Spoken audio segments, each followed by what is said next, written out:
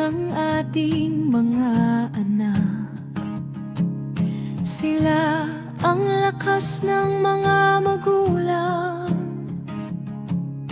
Sa bawat ngiti at bawat yakap, pagod at lungkot ay nawawala agad. Habang tayo'y malakas pa sa ngayon, ipasyal sila't bigyan ng panahon. Kasama sa laro, tawanan sa daan, simpleng saya ang kanilang kailangan.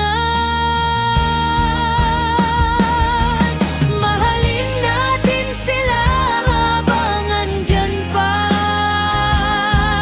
Oras ay mabilis, di bumabalik pa. Ang mga anak ang dahilan ng ating lakas, sa kanilang saya buhay ay sapat.